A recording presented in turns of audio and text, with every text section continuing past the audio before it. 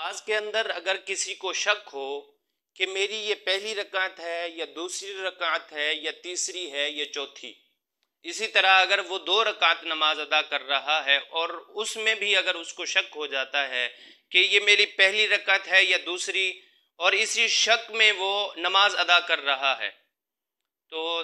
اس کا کیا حکم ہے، وہ کس طرح اپنی نماز کو مکمل کرے گا؟ اسی مسئلے کو حضرت علامہ سید زوار حسین شاہ صاحب، انہوں نے اس مسئلے کو اپنی کتاب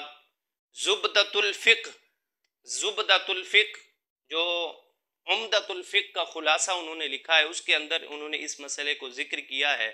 اور پوری تفصیل سے یہ مسئلہ ذکر کیا ہے۔ وہ میں آپ کے سامنے وہ مسئلہ ذکر کر رہا ہوں، امید ہے کہ آپ کو یہ مسئلہ ضرور سمجھ آئے گا اور توجہ سے سماعت فرمائیے گا۔ اس کا جواب یہ ہے کہ جب بندہ کوئی شک میں مبتلا ہو جائے، کسی کو یہ شک ہو کہ یہ میری پہلی رکعت ہے یا دوسری ہے یا تیسری یا چوتھی، تو دیکھا جائے گا کہ اس کو یہ شک پہلی مرتبہ ہو رہا ہے یا اس کی یہ عادت ہے، اس کو یہ شک بار بار آتا رہتا ہے، کچھ دنوں کے بعد پھر شک ہو جاتا ہے نماز کے اندر، یہ اس کا پہلی مرتبہ ہے یا بار بار ایسا ہوتا ہے؟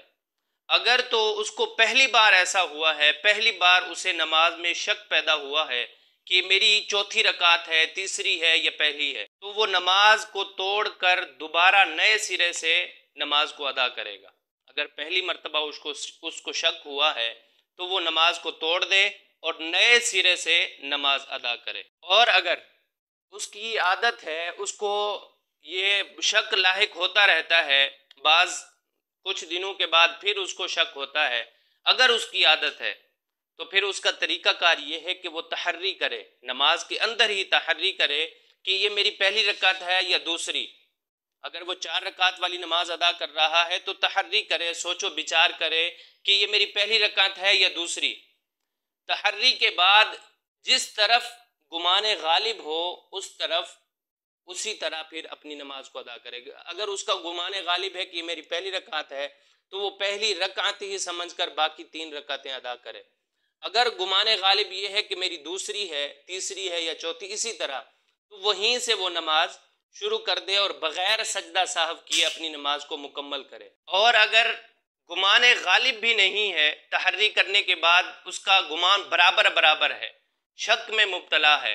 تو پھر اسے چاہیے کہ کمی کی طرف انتخاب کرے۔ یعنی اگر اس کو شک ہو رہا ہے کہ پہلی رکعت ہے یا دوسری، تو پھر اس کو چاہیے کہ وہ پہلی پر یقین کرے اور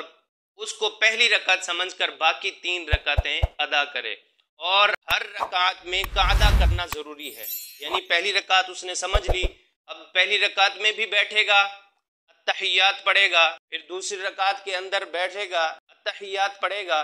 پھر کھڑا ہو جائے گا، تیسری رکعت کے اندر بھی بیٹھے گا، چوتھی رکعت کے اندر جب تشہد پڑھ کر سلام پھیر کر آخری رکعت میں سجدہ کرنا واجب ہوگا۔ اسی طرح اگر 2 رکعت والی نماز ہے، اس کو شک پیدا ہوا ہے، تو اسی طرح اگر اس کا گمان برابر ہے تو وہ پہلی رکعت تصور کرے اور پہلی رکعت میں بھی قعدہ کرے، دوسری رکعت میں بھی قعدہ کر کے سجدہ سہو کرنا لازمی ہے۔ اس طرح اپنی نماز کو مکمل کرے گا۔ اور چوتھی رکعت کے اندر اگر تیسری رکعت میں شک ہوا، چوتھی رکعت میں شک ہوا، تو پھر تیسری رکعت کو وہ مان کر وہیں سے نماز شروع کر دے اور آخر میں سجدہ سہو ضرور کرے۔